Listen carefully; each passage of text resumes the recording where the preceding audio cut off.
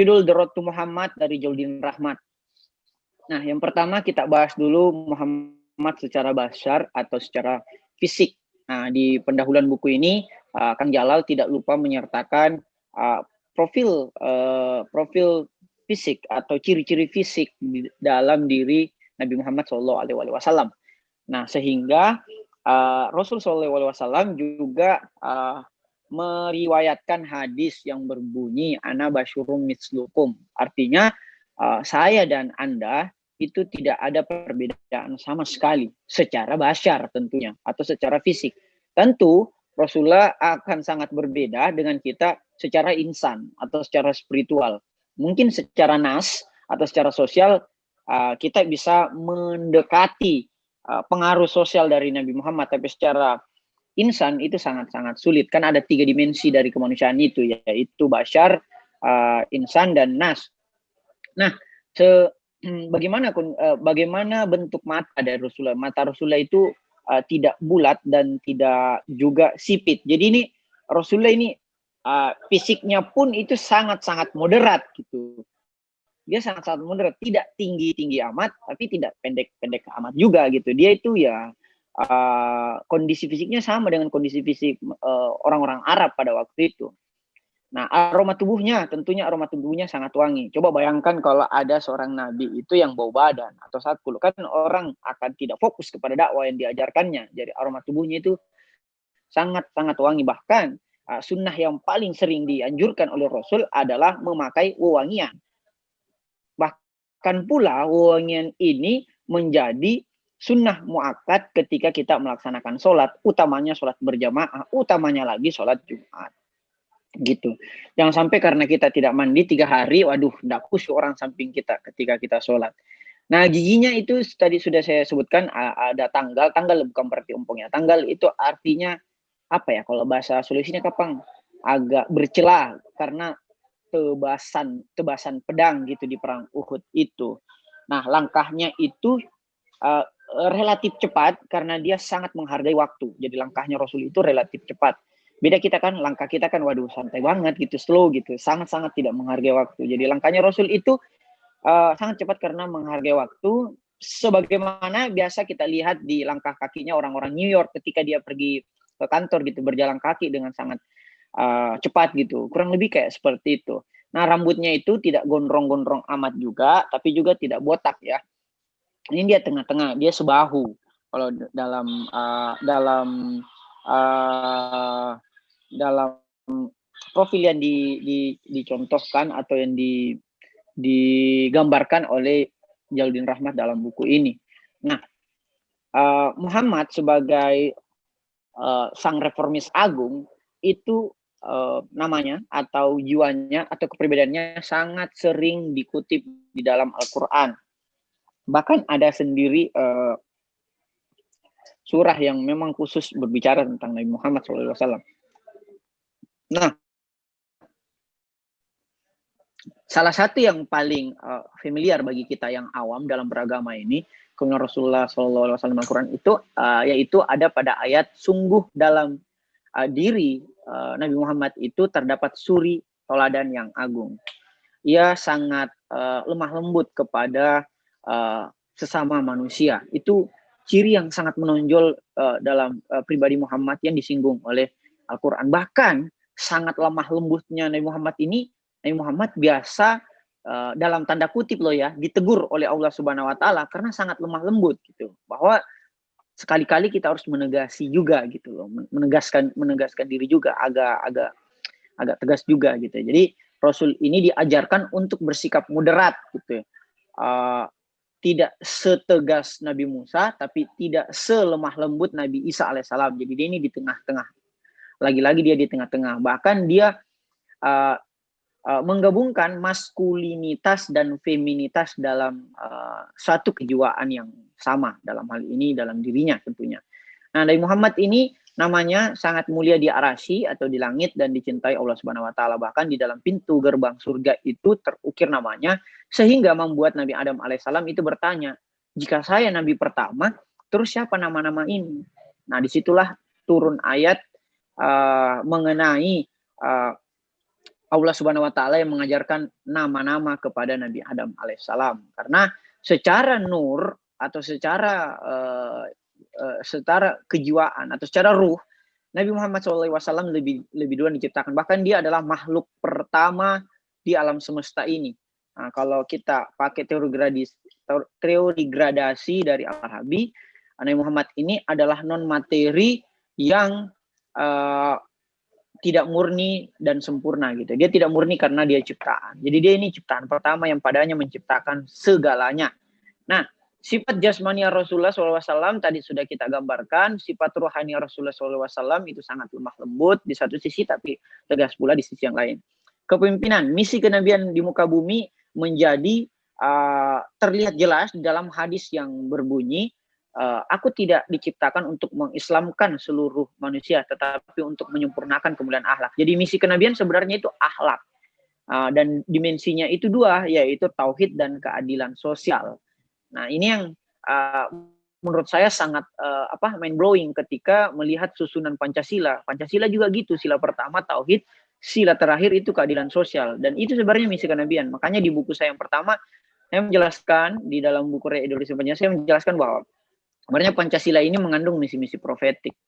Nah, hijrahnya Nabi dan relevansinya itu dapat kita juga jadikan pelajaran bahwa hijrah itu bukan sekedar aspek lahirnya saja, atau pindah dari satu kota ke kota lain, atau pindah dari busana yang satu ke busana yang lain.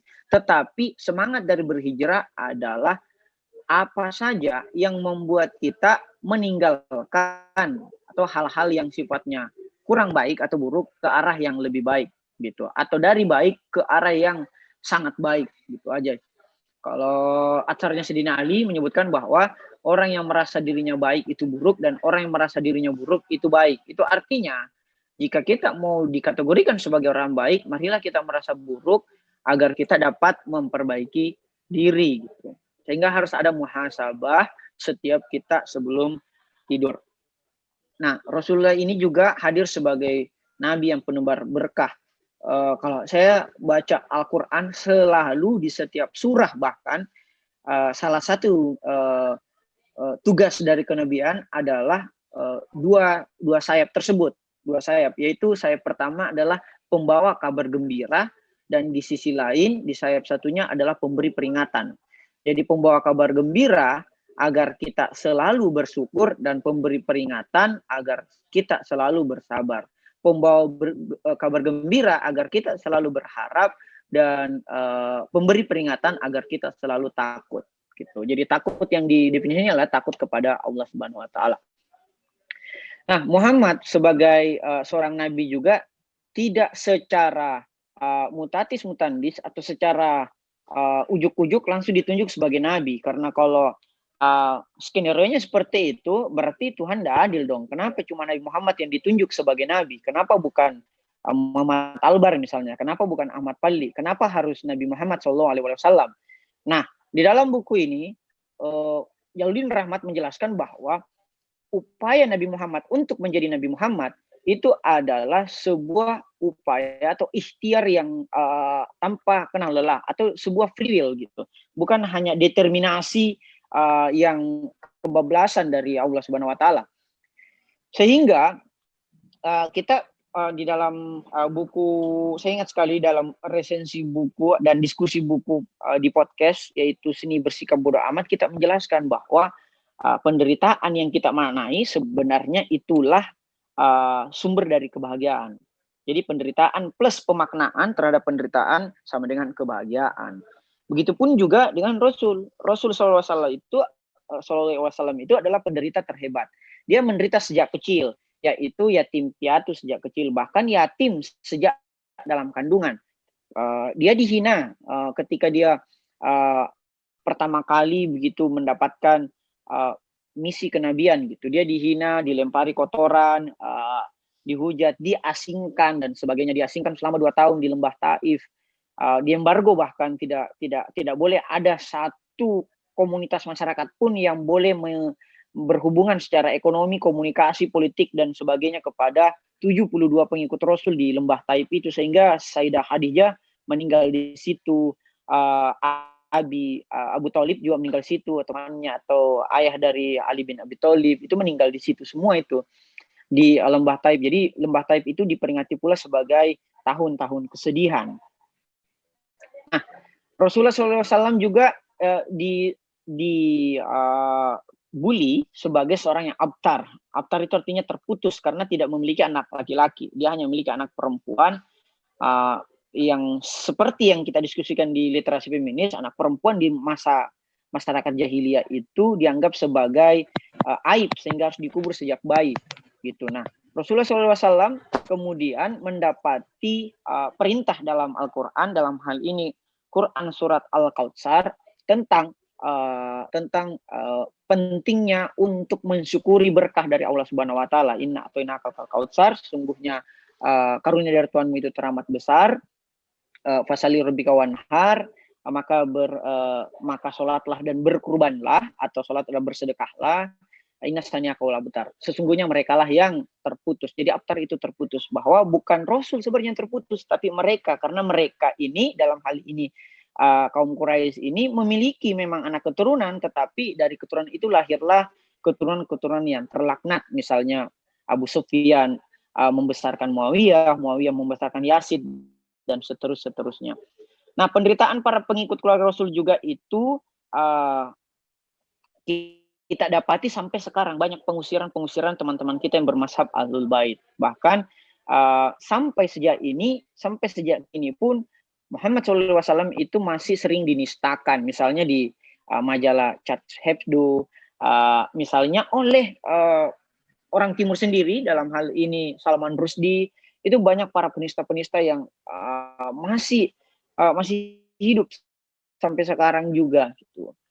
Nah, Muhammad juga merupakan kekasih tersuci. Jadi dalam diri Nabi Muhammad SAW disitulah perwujudan dari cinta atau kasih sayang Allah Subhanahu wa taala, sehingga kita harus pasrah karena cinta. Mengapa kita harus mencintai Rasulullah dan bagaimana kita menghidupkan kecintaan kepada Rasulullah? Karena Rasulullah adalah sebab bagi terciptanya alam semesta.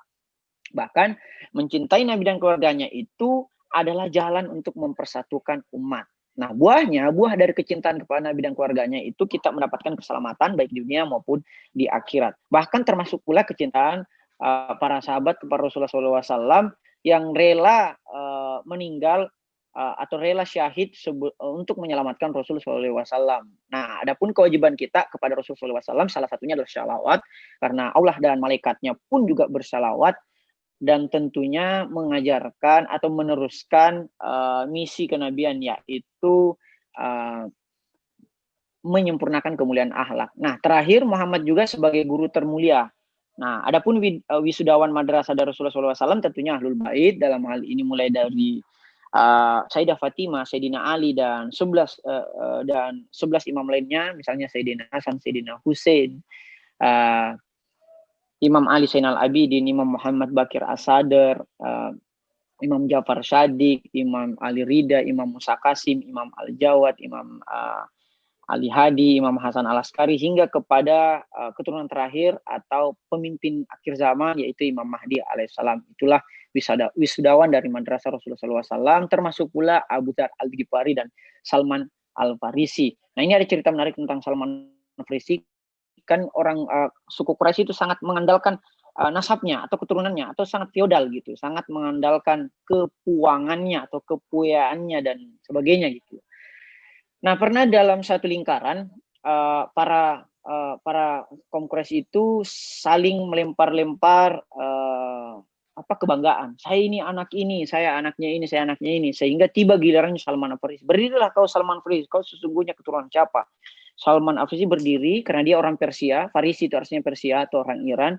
Dia tidak bisa sebut apa-apa, dia hanya terdiam karena dia tidak memiliki nasab sebagaimana yang diandalkan oleh suku Quraisy. Sehingga Rasulullah SAW kemudian melanjutkan bahwa sesungguhnya Salman Al-Farisi ini keturunannya atau nasabnya adalah Salman Al-Muhammadi. Jadi ini contoh yang diberikan Rasulullah SAW kepada kita tentang nasab. Nah, terakhir bahwa meniru Allah itu atau berakhlak dengan akhlak Allah itu hanya bisa kita tempuh dengan meniru Rasulullah Shallallahu Alaihi Wasallam. Karena Rasul Shallallahu Alaihi Wasallam itu adalah sebab bagi terciptanya alam semesta ini.